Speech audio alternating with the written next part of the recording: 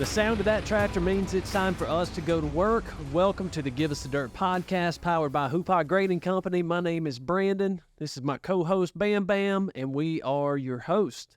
So today we've got a friend of mine, Henry Batten. Henry, you looking for a concrete mixer truck on the wall? Yeah. All of our stuff's yellow. We don't have any mixer trucks. Got some yellow stuff. We need to get a mixer truck. Yeah, we need a mixer truck. Henry, thanks for being with us today.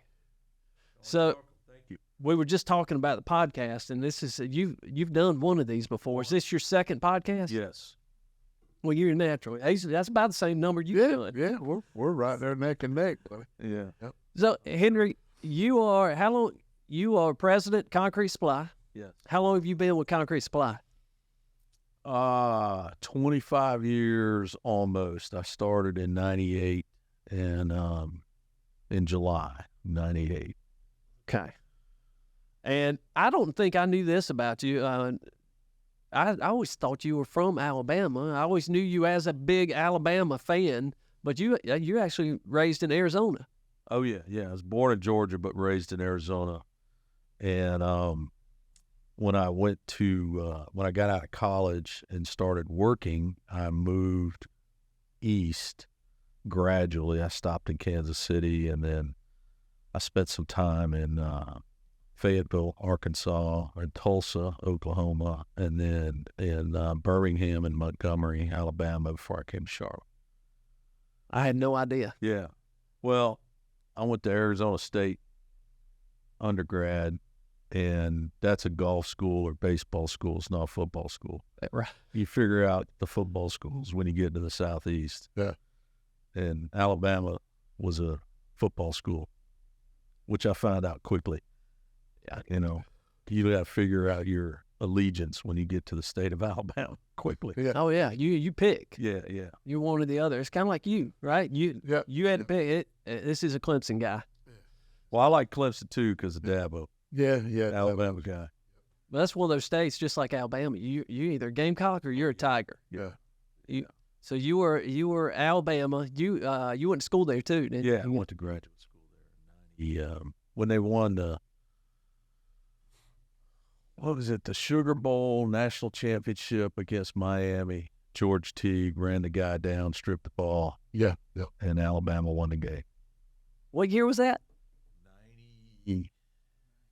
92 season, so January of 93. And you were there? I started the day after that game on campus, and the campus was just littered. Cups and trash. Everybody was out partying all night. That's awesome. It's the day after, because I think the game was either Saturday or Sunday, and then we went for orientation on Monday morning. And it was fun. Gene Stallings was the coach, and it was a big time in Alabama there because they had been awful since Bear Bryant died. Yep. That's funny. So I've known Henry a long time from my days at Martin Marietta, and here as Clemson and Alabama started making their runs together, we would pass each other at times on our way down to national championship games, and one of us would come back with our head hanging low. Yeah, after we lost at Tampa, we were in the parking lot. Brandon, I can't remember who you were with, but Brandon came and said, "We can't get an Uber." I said, "Well, get in. We'll take you to where we're going." And you can get an Uber there. That was a long night. And I had to listen to his crap. They did beat us, though. Oh, That's me. That was that Deshaun Watson? That was Deshaun. Hunter Renfro. Yeah, that guy was just Well, Henry, after you, so you didn't start at Concrete Supply. No, I started with APAC, which is now Oldcastle, but they were a heavy highway construction. And so most of my stuff with them was like my background of education was in accounting. And when I graduated, I mean, this is too early for you, but President Reagan had just passed this new tax act. And when people were hiring accountants, which was not something I wanted to be, but I had to do it to graduate, it was all to be in taxes, like a CPA, would get into taxes. And I was like, that's the absolute furthest thing I could be doing. I'm not a tax guy. And so I went into industry and started with APAC and then moved with them 3 or 4 times. Wound up in Charlotte. But most of the time it was like being sent to not so much fix things, but evaluate, the business, the people, the performance, all that stuff. So I spent a lot of time doing that. And, you learn a lot doing that because you're just kind of being thrown to the wolves. And you, there's a phrase I coined a long time ago, it was back in 2008, was that we were just going to fail forward. Fail forward. And that's what I've been doing a lot of in my career, is failing forward. I love that. Yeah. I love that because, you learn it from your mistakes. Oh, yeah. But you're moving forward. Exactly. That's pretty good there. So you always had a knack of being able to move into a war zone. I had a knack, but I got thrown into it. I'll tell you how I got to Alabama. I was in Kansas City at the time, and I get this phone call. Back then, they had the little pink sheets, or somebody took the message, handed you that, and you walked in. And they said, call this individual in Atlanta, Georgia, where their corporate office was. So I called him up, and he said, Henry, we've got a problem in Alabama. We need you to go there. And I said, okay, well, how long am I going to be there? And he said, no, we need you to move there. And at the time, I was recently married, but, maybe 3 or 4 years. And my wife had just gotten a full ride to UMKC in the dental school, going to become a dental hygienist. And I'm sitting there and I hang up the phone and I'm thinking, well, how am I going to explain this? Honey, I'm going to need you to sit down for this. So I told the guy, I said, well, let me go on and let me talk to my wife. And the guy said, okay, well, just call me as soon as you can in the morning. And this was on a Friday. And so the morning was actually, he intended it to be Monday. And about an hour goes by and I get another phone call, and it was from a colleague, and almost like a mentor for me. And he said, hey, I'm going to show up on Sunday in Montgomery, Alabama. And this guy's name is Hank. And I said, well, Hank, I said, buddy, I still got to go home and talk to my wife. And Hank, I'll never forget this. Hank said, Henry, you might want to understand something. Your next paycheck's going to be in Montgomery, Alabama. You might want to be there to pick it up. Wow. And wow. Yeah. And so before I went home, I called, because back then you didn't really have the internet. I called every school that I could find in the state of Alabama through the operator to figure out which school had a dental program. I got the dental program. The lady that ran the dental hygiene program was the former director at UMKC, the school my wife just got accepted to. I told her the whole story. She said, I'll accept her. Oh, she could come to the school. Well, you fixed that problem, but you still had to talk. Like, right. So you did all this before I got home. before you. Yeah. Okay. Before I got home. And then I called the guy that night that said, I'm going to meet you Sunday in Montgomery. And I said, I come in on Delta flight, and I'll see you Sunday night. And so that's how I got out. Those are tough conversations. I know Elizabeth, my wife, I remember having those conversations before. Most times I'd come in and I'd set a 6-pack right here and say, we got to talk. Yeah. And she knew that. She did bring a bottle of tequila. Yeah. That time I told her that we were going to Columbia, South Carolina. That was the one that did her in. She, So, yeah, that's 100 miles. Yeah, you were going across country. Yeah. Yeah. So you spent time with APAC, and then tell us about Concrete Supply. What led you to join Concrete Supply? Before you tell us that, what is give our listeners the scope of Concrete Supply? What does Concrete Supply look like today? Well, I'll tell you what we started with, and then I'll get to that. Okay. So when I started, we were 14 plants in Charlotte. So think of just Concord, Gastonia, and Charlotte, not really Mooresville, Statesville, Rock. Okay. So Monroe, Matthews, and to give you some idea, we were doing about 1 million yards of concrete. And that was in 1998. And then through 2022, I guess, all in with the scope of the businesses and the partnerships we have, it's about 4 million yards of business. So, we had under 200 trucks. Now we got over 800 trucks. We had like 250 employees, and I don't know, we're 1,100 something now. So it's had quite a bit of growth the last.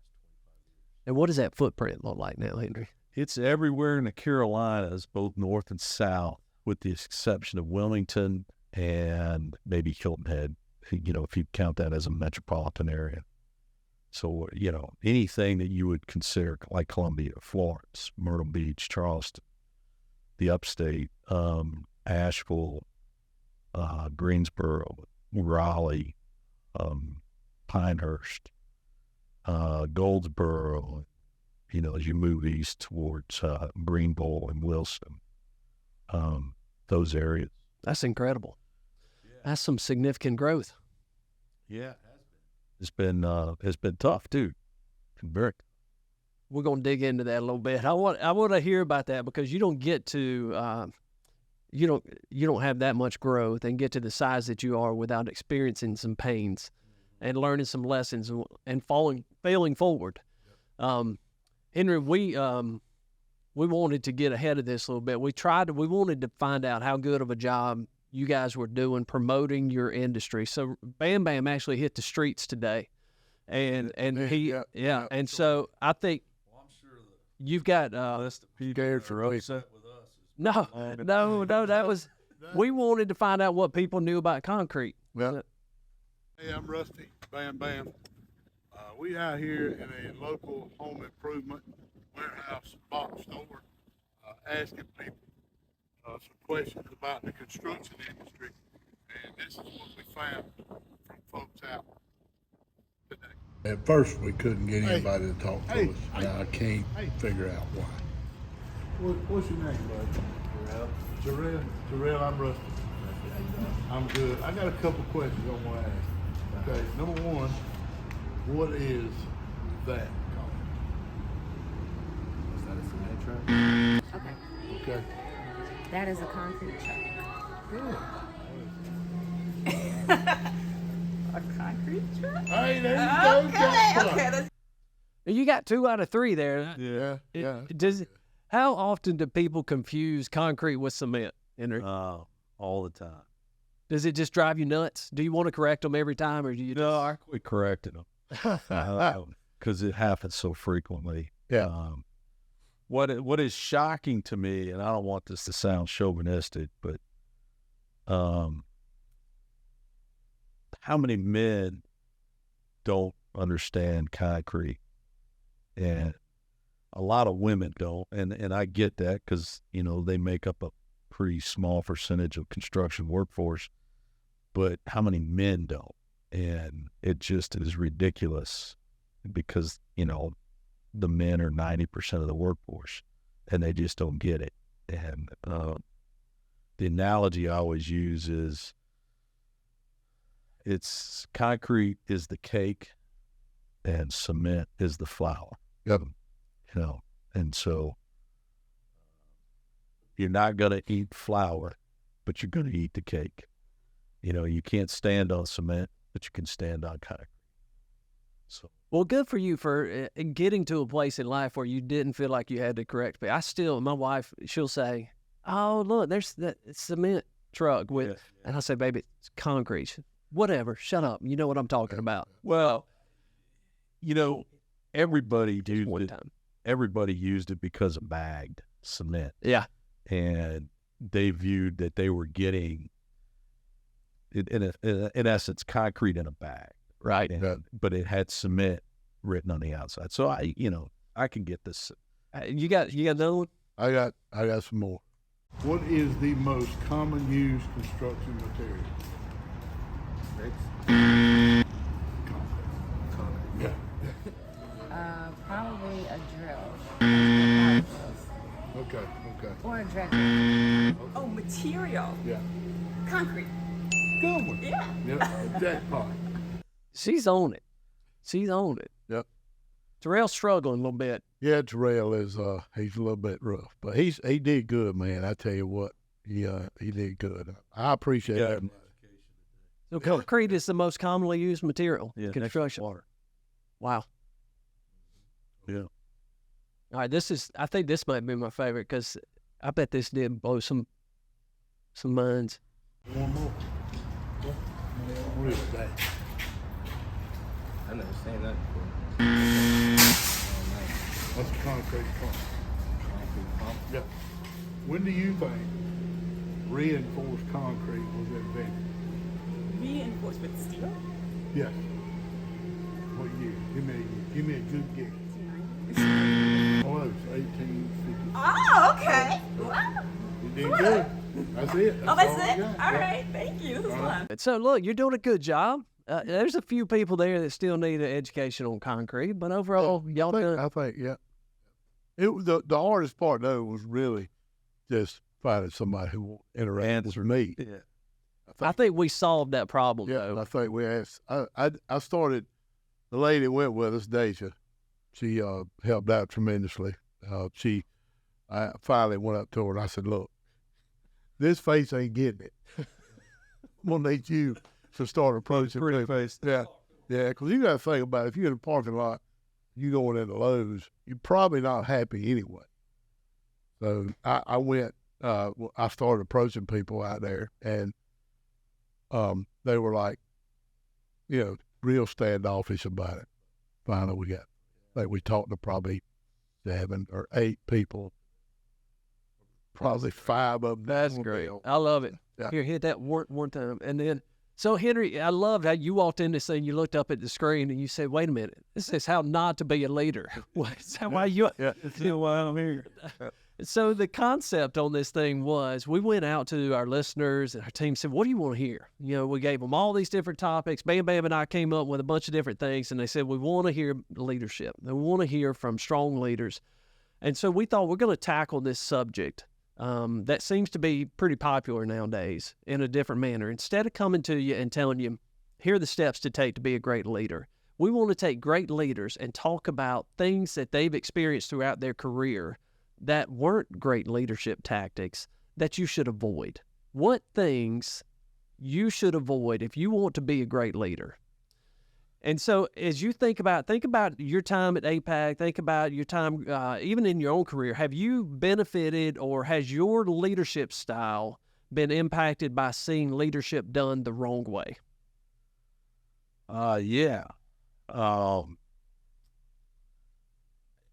It's kind of been varied. I would say there's been experiences where, you've got the dictatorial, by God, shove it down your throats. Yep. It's my way or the highway kind of thing. And when I was younger, I didn't really recognize it like I do today. And I think some of that was born out of the fact that, my dad was a military guy and it was a pretty top-down approach, do it this way and, don't deviate. And by the way, don't ask questions, you know. And so, in my career at APAC, there was some of that. I think APAC was unique in a sense in that you could be marginally successful and they would keep that sort of leadership or characteristics of an individual, and they wouldn't challenge them, because most businesses are so focused on success that they're not necessarily focused on how they achieve success. All right. It's more about the bottom line, not necessarily how I got the bottom. Nowadays, and then that's not to say success isn't there, but nowadays I think companies are focused, or should be focused on, not only am I being successful, but how I became successful. And if you look at the how and the why, then you're going to start to see these variants of differing leadership. And in APAC, you know, in hindsight, you look back on it and you say, man, you know, this guy was a jerk, but he was remarkably successful and remarkably well respected. But it was only because they had success. But, you know, back then you didn't churn people like you're doing today. They have so many different opportunities to change jobs, change roles, change careers. And a lot of people sort of stayed with it because they didn't have those opportunities. And the benefit to the work environment is if you're really difficult on people, you're just not going to have them, you know. And I didn't recognize that early on. I mean, it probably, and in fact, I would say I didn't recognize it until I came to Concrete Supply. And the predecessors before me were just remarkable people. And I realized that, you know, you just didn't have to be a jerk in order to be successful, you know. And the other thing that I learned is, and this is probably equally important or more important, you don't have, everything's not a competition inside your organization. And you don't have to be successful at the expense of somebody else's success. If you promote that success, you're going to be successful on your own. And the more people in your organization that are successful, the better off you're going to be. You know, and I didn't really learn that because at APAC, it was almost, I won't say it was militaristic, but it was almost your success has to be at somebody else's expense. And I didn't necessarily like that. And I was always kind of the outsider. I remember when they were telling me one time that I was going to go to Northern Virginia. It was right when I went to supply. And then I'm going to Northern Virginia, then you're going to Florida, and then you're going to the home office in Atlanta, the corporate office. And I just remember on the ride home after that conversation that I thought, there isn't anybody happy at the corporate office. Why do I want to be there? Yeah, I don't want to go anywhere near that place. And that helped solidify the decision to come to supply. And you thought that was what you were working towards. Exactly.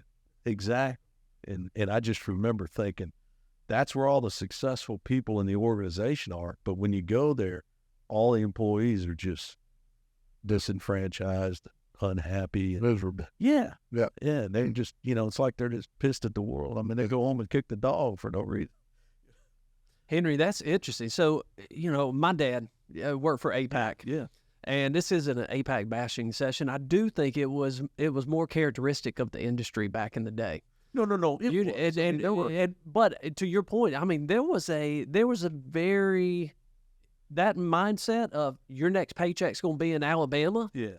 That was it. That was it. You don't ask why. You don't ask how. You just do. Yeah. It's kind of like what was the thing in Animal House? Thank you, sir. May I have another? Thank you, sir. May I have another? Yeah, absolutely. Yeah. But I I mean, I'm not bashing APAC. They exposed me to a lot. They, I think, in many respects, they were brilliant in what they did. And I mean, they were so good that somebody like Oldcastle wanted them. You know, you don't at that size of business, you're buying the successful operation. You're not buying an unsuccessful operation. So they were wildly successful. I just think under different approaches, they might have been more successful or had been more attractive to an alternative buyer, you know, if Ashland, the parent, ultimately wanted out.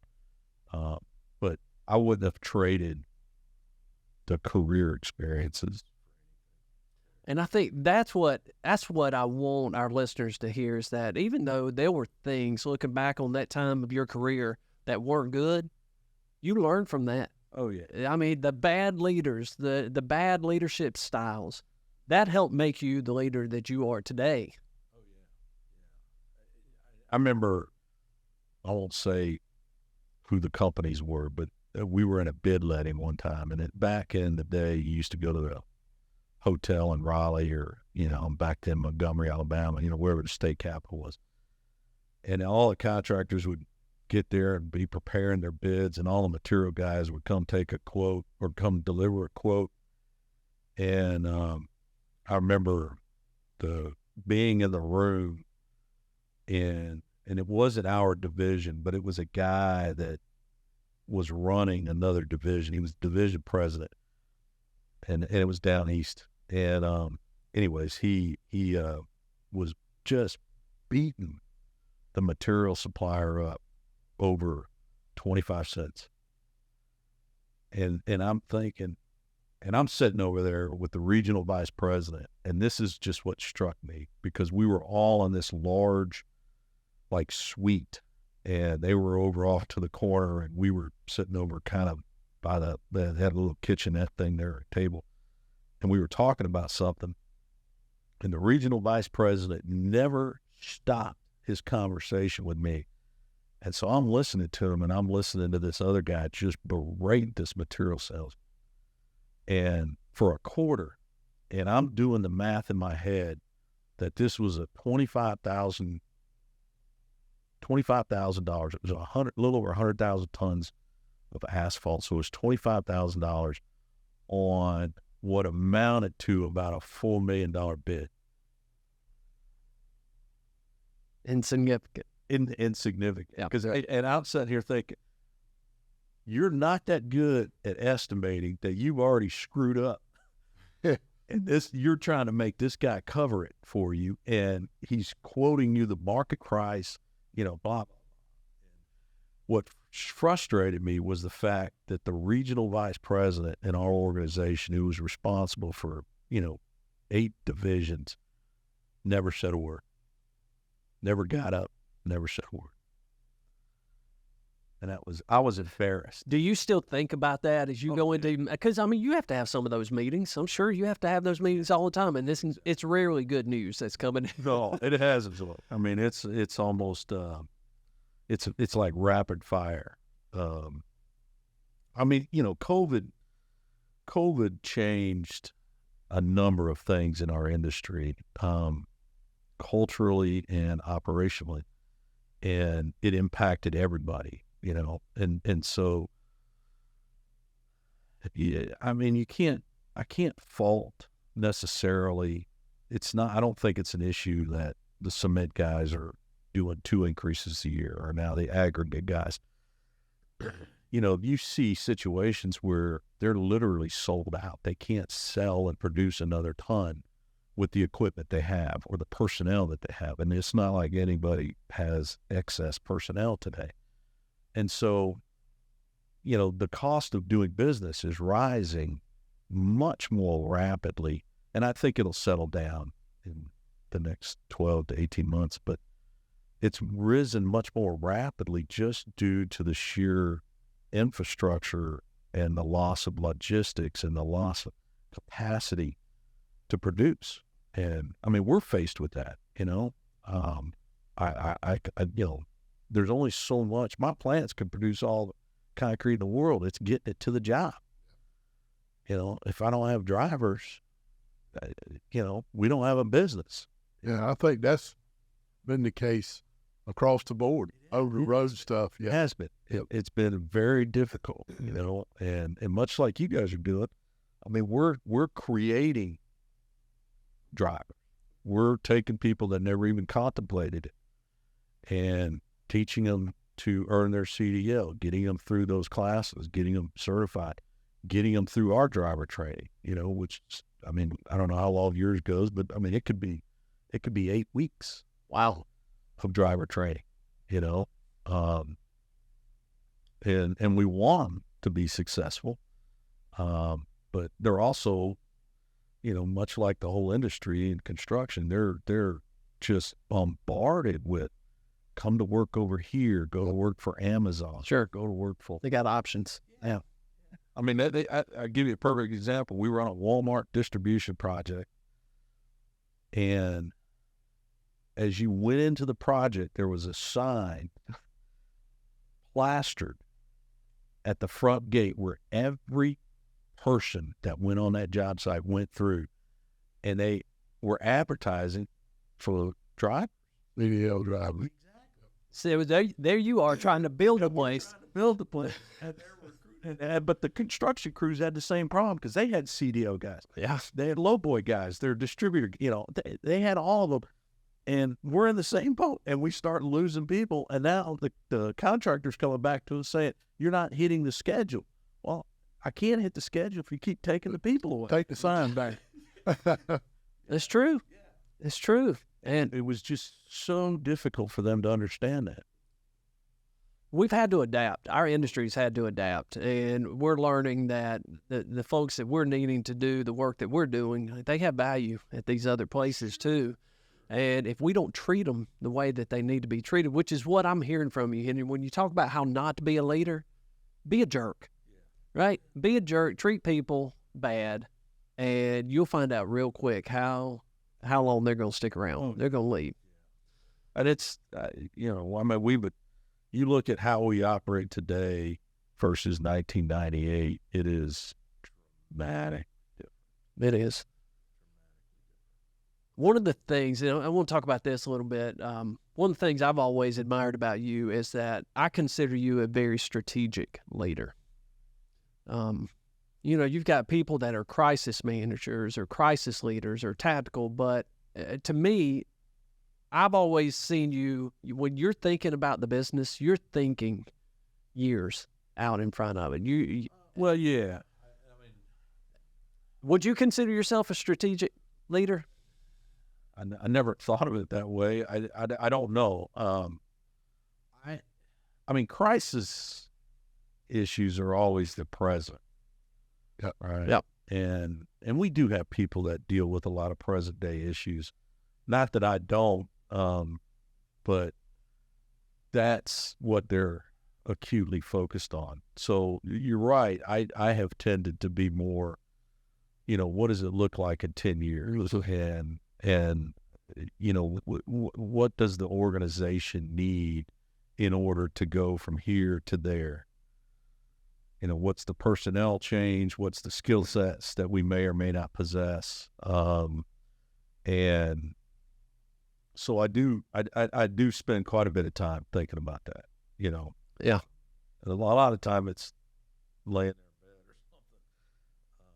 Well, that's Employees will say I never sleep because I'll send an email out at 2 a.m. or I'll answer a text at 3 a.m. or pick up the phone.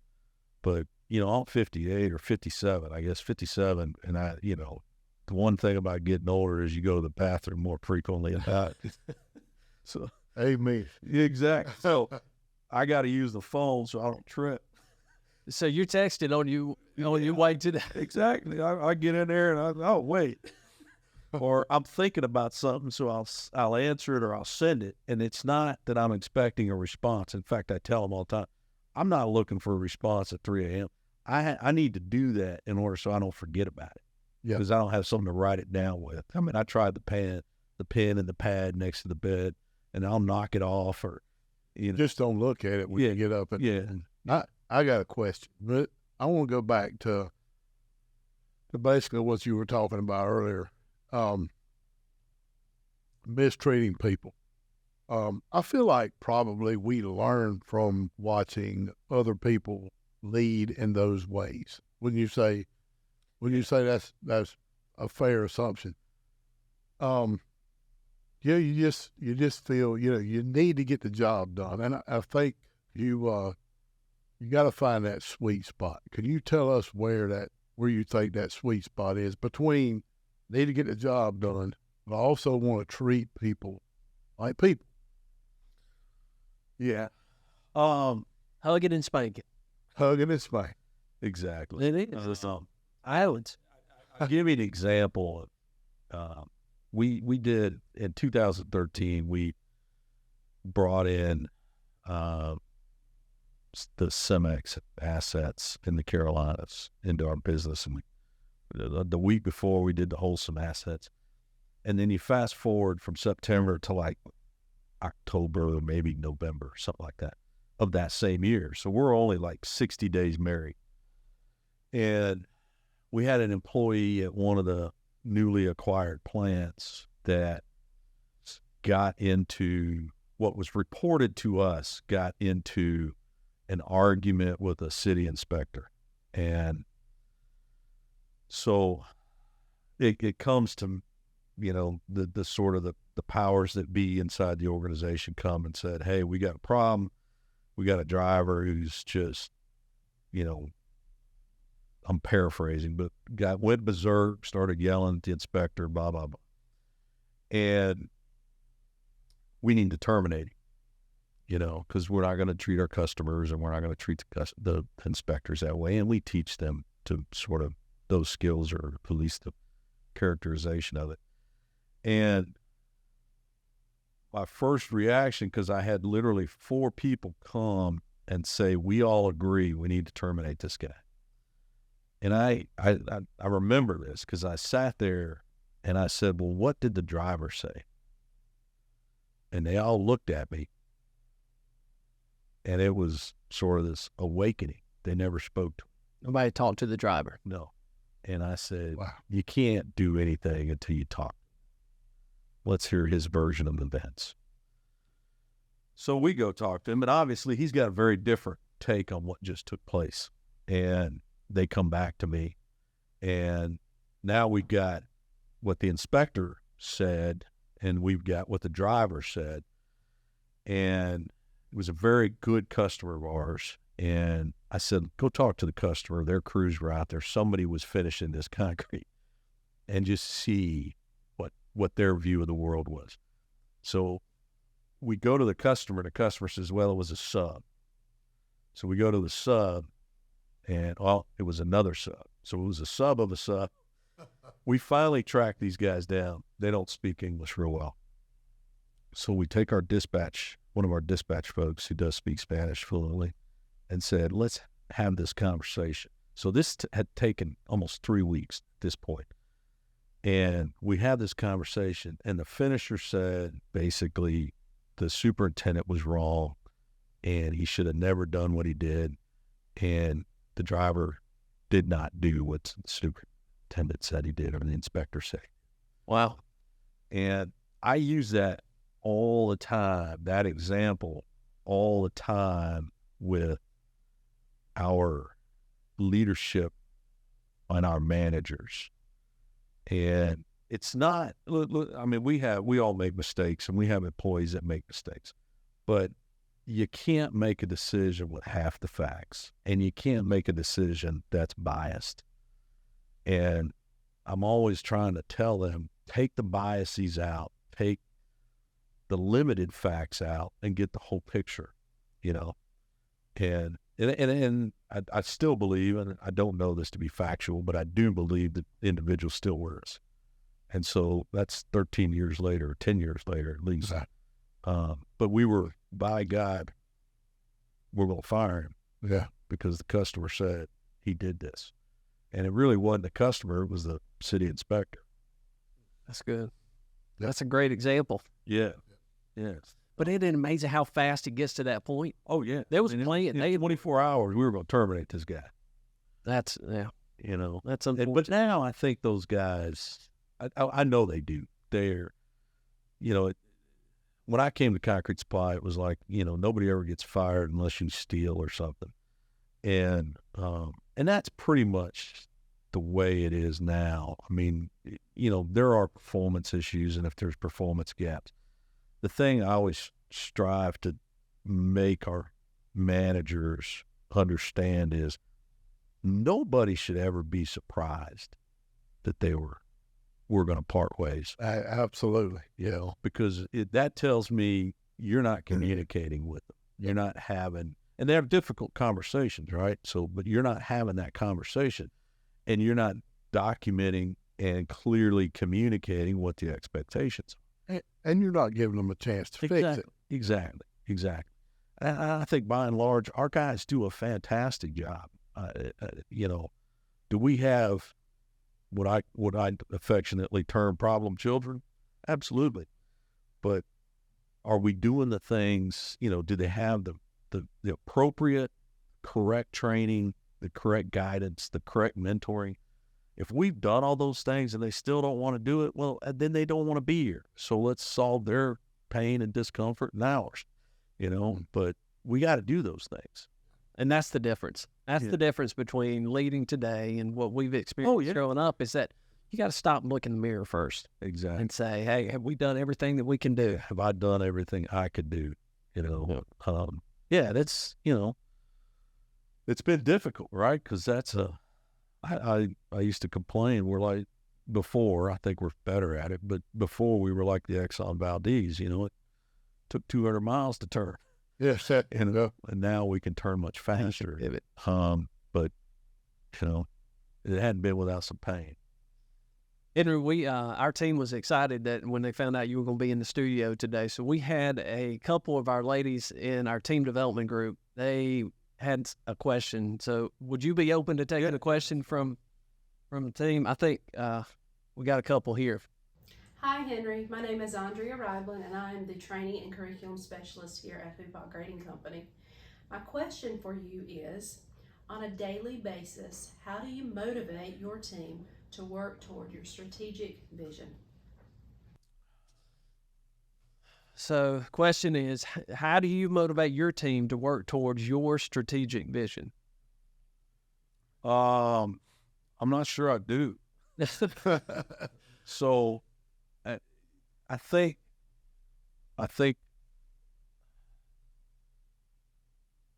I guess the question ought to be geared to them, but I think they have the freedom to function in their roles appropriately. I don't consider myself a micromanager. However, I think my style is a little different, I guess, in that if they're performing their roles, I'd by and large stay out of the way. If they're having difficulty, then I'm much more intimate with them and their thought processes and their decision making. We do strategic planning. We're actually due to do that again. We had one about 3 years ago, or certainly right before COVID. And we do talk about sort of strategic items. Our entire leadership team participates in our board meeting. I don't just do it. When I started with Concrete Supply, there was one person that went to the board meeting. And when we took over, when I took over, we were still kind of small. We were struggling, and I was literally doing 2 jobs at one time. When we started to reemerge from the 2008 to 2012 or 2012 construction malaise, I was like, let's start really changing the dynamic of our board meetings. Let's change how we approach these things. And so now, for example, our sales update, I have our sales team prepare that. Our operations update, our operations team prepares that. Our safety update, our HR safety team prepares that. Our financial update, and it's not like there's a huge group of people, but there's people that prepare that based on the input from the others. Whereas before it was always put this in, put this in, put this in. And so now we're collectively providing that update, and we hit the targets. I mean, everybody measures their business, and we measure targets, and we measure financial performance and operational performance and all those things. But those guys get up and talk about where they are, why they're not there, what's prohibiting that, because I tell them the truth, tell them the challenges that you're facing. And frankly, the reality is, as much as I like to think I'm intelligent, I don't have all the answers. And that's hard to admit, but the reality is I don't. And so what I want to do is try to surround myself with enough people that can have enough creative thought that we can arrive at the best answer, And so that's how we do this kind of strategically, I guess. I'd love to take credit, but the reality is there's a team of people that do this and make us successful. It's not just me. I love that answer, Henry. And what you're talking about, I mean, the way that you're leading there and the way that you are empowering them is getting buy-in. You're getting buy-in from the team. So it's no longer your plan. It's no longer your strategy. It's their strategy. Yeah. I mean, we do a written narrative of here's what took place in the quarter. Here's what we're going to do going forward. Here's all these things. And I basically write it, but it's from their input, and then I send it back to them. And for a while, I would send it to them, and I wouldn't get a lot of edits. And the reality is I'm a horrible writer, but they were just not sending me the corrections. And so I'm sending this out, comma's wrong or something's happened, and I used the wrong term or whatever. And finally, I'm like, look, this needs to be us, not just me. And so give me your feedback. The second piece is, it is buy-in, okay? Our company should achieve X in performance, however you want to look at it. The industry benchmarks, just whatever. And they have to create the tactical steps that we're going to do that. And in order for them to create those, A, we got to agree, but secondly, they got to push them down. And I want them to see that, okay, here's what we said we're going to do, and here's how we said we're going to do it. So now you have to carry that message into your operations. And I think that's helpful. I mean, there's no way one person could run Concrete Supply. No. It's impossible. Yeah, but you've empowered them. And, I was thinking back to your question, how do you balance that discipline versus the inspiration piece of it? I mean, that style right there does just that. You have empowered your leaders to lead, and you've given them the freedom to lead. But to do that, you've got to set clear expectations on what the role is and what's expected out of that role. And then if you do that, you can step back and allow them to do it. Lead from the back. Lead from the back. Push. Well, I kind of like to think, all right, let me get out ahead of them. Yeah. Because you think about it and you're like, well, I got 1,100 people. That's, we average probably that's 4,400 people. Yeah. Don't screw this up, because what I worry about is the guy that's got, 5 kids at home. Your wife doesn't work because he's got 5 kids at home. Are we creating enough value that he can live a comfortable life and see, because that's the responsibility I see. I mean, I have a responsibility to shareholder, and I get that, but I can't do that piece if I don't make sure the employees have opportunity. Exactly. Because I'll never be successful on the other side. Yeah. I think to what you said there, I think, sometimes we have to get out in front. We have to pull them. And then sometimes we have to go to the back and let them run a little bit. They circle back around, get out in front and say, "Hey, y'all, come on." And what's interesting is nothing ever gets corrected as fast as you think it should, right? But the reality is, I'm not always the one in the middle of correcting, and you got to do it in some room to do it in a way that gets you where you need to be. There's many roads to success, and they don't necessarily take the road I would take. You got another question? Should I think we do. Yeah. Got one more. Hi, Henry. My name is JC. I'm a career coordinator with Hoopaugh Grading.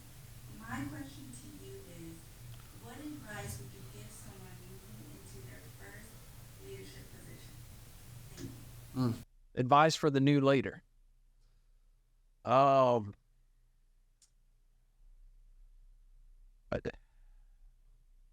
It's easy to say this, but it's easier to say it than it is to actually live it. But don't be so preoccupied with failure and making mistakes. Now, I could argue the little mistakes don't really teach you anything. It's the big mistakes. And the big mistakes are typically the costly ones. But they could be big in the outcome, and I'll give you an example. If we were producing concrete and we somehow got something contaminated, fly ash went in the cement silo, and we sent that concrete out, it's clearly not going to meet specifications. It's clearly not going to perform as expected. And the mistake is it's 100 yards, okay? And the 100 yards might be, worth $15,000 or something. I don't know, economics of it. But if you don't deal with it with the customer and you lose the customer, that becomes huge. And I tell our guys all the time, I'm not necessarily afraid of the mistake. I'm afraid of the response. Our organization, and I learned this from my predecessor, Ray Ledford, our organization is strictly, we have 6 values. The first one's integrity, and we subscribe to that. And I say all the time, if we know of something, it is our obligation to tell the customer, no matter how bad it is. I mean, we've torn out parking decks, because of screw-ups we made. And it is expensive. But they're also, you can't take every failure and just say, well, I just screwed up, I'll do better next time. The reality is, every time you fail, you should take a step up in learning and a step up in capability, because you should be able to correct that. And I try to push our guys to understand that and recognize that. And I also say all the time, I want to sleep at night. So I want to know that you understand your job and that you're paying attention to the details. That's good advice. Yeah. Fail forward. Exactly. There it is. Henry, you have given us some great stuff here. The idea on this was to talk about leadership and to showcase great leaders in the industry, but to help people understand what things to avoid. Yeah.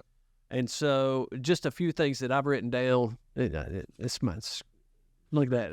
It's hard to imagine now. Anybody could read that, but how not to be a leader. Be a jerk. Yeah. Treat people like subordinates instead of teammates. That's what's NASCAR added or comment, if you want to make $1 million in the NASCAR industry, start with 5.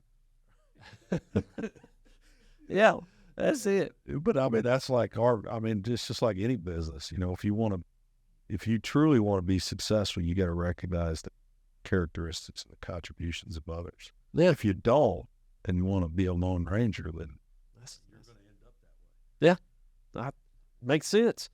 How not to be a good leader. put your own success above that of the team. Don't have a plan. Don't operate under a plan. Operate. You can be successful sometimes, I guess. But is that short term? Yeah. Yeah. I think long term. I mean, if you're gonna carry a company for the next 25, 50 years, like that's only gonna work for so long. And if you're not developing people, you know, and I keep saying that to our team, our number one responsibility is development of people. If we're not, then we're not gonna be here. It is. Yeah, and that's strategic. You're not going to see those benefits for 5, 10 years from now. Or when you're gone. Hey, you got to train your replacement. Yeah. Or you got to grow them, find them, develop them. Yeah. How not to be a good leader: make decisions without all the facts. And then finally, the one that I love: if you want to be a bad leader, fail backwards. Let your failures paralyze you. Yeah, Henry, that's great stuff. That's appreciate you coming out and sharing a little bit of that with us today. Bam Bam, you got anything else? I am good, man. I appreciate you coming out. It was great. You going to loans. Yeah. Yeah. Yeah, let your team know if they see Bam Bam in the parking lot. Run. He's harmless. Yeah. He's harmless. Henry, we look forward to seeing all the success from Concrete Supply. I appreciate you being with us and sharing a little bit with us today. And thanks for being on the Give Us the Dirt podcast.